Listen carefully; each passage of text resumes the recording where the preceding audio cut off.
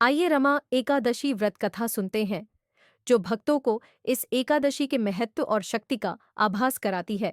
रमा एकादशी व्रत कार्तिक माह के कृष्ण पक्ष की एकादशी को किया जाता है और इसे करने से भगवान विष्णु और माता लक्ष्मी की कृपा प्राप्त होती है। एक नगर में राजा मुचुकुंद का शासन था। वह पूजा पाठ, दान पुण्य करता था। उसकी एक बेटी थी जिसका नाम चंद्रभागा था। उसने राजा चंद्रसेन के बेटे शोभन से अपनी बेटी का विवाह कर दिया। शोभन एक दिन ससुराल आया। उस समय रमा एकादशी का व्रत आने वाला था।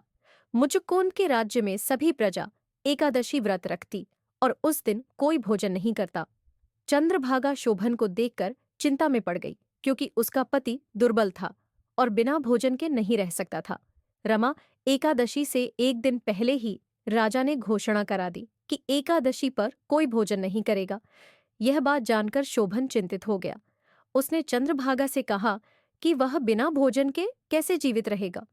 उसके तो प्राण निकल जाएंगे। रमा एकादशी के दिन का कोई उपाय बताओ। इस पर उसकी पत्नी ने कहा कि आप कहीं और चले जाएं। इस पर शोभन ने कहा कि वह कहीं नहीं जाएगा, यहीं रहेगा। रमा एकादशी के दिन शोभन ने भी व्रत रख लिया। उस दिन सूर्य के ढलते ही वह भूख से तड़प उठा।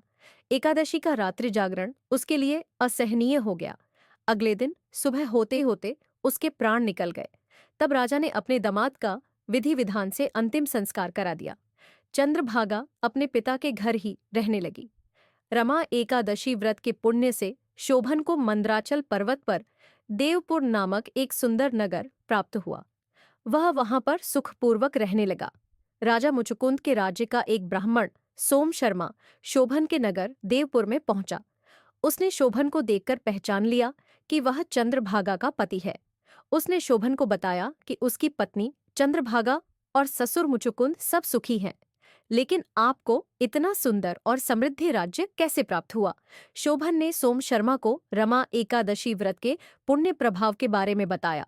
उसने कहा कि उसने रमा एकादशी का व्रत बिना किसी श्रद्धा के किया था, इसीलिए यह राज्य सुख वैभव अस्थिर है। उसने कहा कि आप चंद्रभागा को इस बारे में बताना, तब यह स्थिर हो जाएगा। वहां से वापस आने के बाद उस ब्राह्मण ने चंद्रभागा को पूरी बात बताई। इस पर चंद्रभागा ने उस ब्राह्मण को शोभन के पास ले जाने को कहा।